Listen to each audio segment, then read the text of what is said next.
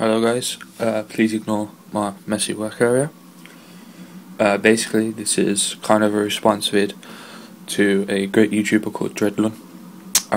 Tabletop Wargamer was discussing how hard it is to get into historical, how hard it is to find inspiration, and this morning I woke up and Dread Lunn had uploaded some great videos with his own personal armies, Napoleonic, his SS, and his Roman. He's also got a nice Germanic army in an earlier vid, and he did a little showcase of books which can be used to help you get an interest in historical wargaming. One of the things that we have difficulty with is that there's not such a thing as army books, and you won't find, for example for the British, you won't find a book that deals with every action of the British between one point and one point and not find it a bit heavy going. So I've got a section of books here. I've got stacks more because this is my dissertation topic, but this was the books that I really used when making my bow action British Army. I thought that might be of interest to you people. First up, gotta recommend these. These are Men at Arms books by Osprey. They give you a bit of information about the army, as well as primary sources, pictures. Here you can see organisation of the British Army, 1944. Tells you a little bit about the campaigns that they fought in. It's not too heavy going, it's a nice introductory book, and I think cost about £5 second hand. But the real value is in these colour plates. That's the British uniform 1939, British uniform spring 1940 up here, as well as showing like variations of the uniform for particular areas. There's my main man Monty.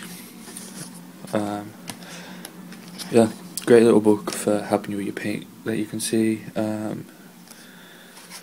this guy here is July 1944 Normandy, and that was largely the colour plate that I used when painting my own guys. So once you've got your colour scheme sorted and you've found an interest in a particular area of that army, like for myself it was Normandy, you can then move on to this by Osprey as well. These are their campaign books. They're quite short, inexpensive again. I think this one was £8, and it basically tells you order of battles, maps up there of who was involved where in that campaign, primary pictures again, numbers of troops, statistics about vehicles, these great colour plates again of this is a Panther from the 1st SS Panzer Division. It shows you the camouflage pattern they used, the camouflage methods with the branches over the top. You can see unit markings on, for example, this Churchill. You can see, I'm not particularly sure, that's Grenadier Guards. Yeah, really good books, really cheap. I was actually pretty lucky with this one because this one here was written by Stephen Badsey, who is my lecturer at university on this topic. Okay, once you've got an insight into the campaign, you can then move on as far as you want to move on. That's enough to start an army, that's enough to have an interest. Personally, I just want to give a shout out to Stockport Military Book History. Had this one, gave me some information about the British Army in Normandy under Montgomery. Quite, not heavy going, but quite a big book. It's up to you if you're that interested.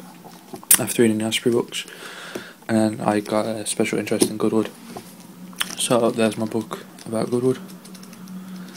But yeah, these two here, the Osprey books, they make these for pretty much every army you can imagine from year dot. I've got a large collection of Napoleonic books by Osprey.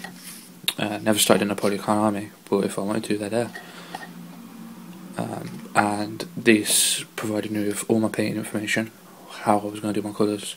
I just matched them up to the paints in the Warlord set. Told me about how to organise my squads, whatever. This one told me these troops were involved here, these troops were involved there, so I could decide, oh, I want to do Irish Guards, oh, I want to do Goodwood. So yeah, I'm going to do a video like this with where my historical sources came from for each historical army I do, because as Tabletop Wargamer and Dread Lunn have said we need to make it more accessible for everyone on YouTube. Taking my army to Gords today. It's Friday morning, I'm absolutely freezing, but we're going to try play a bolt action game, maybe just involving infantry to get to grips with the rolls. Thanks to everyone who's been commenting. Yeah, keep it up guys. Thanks a lot. See ya.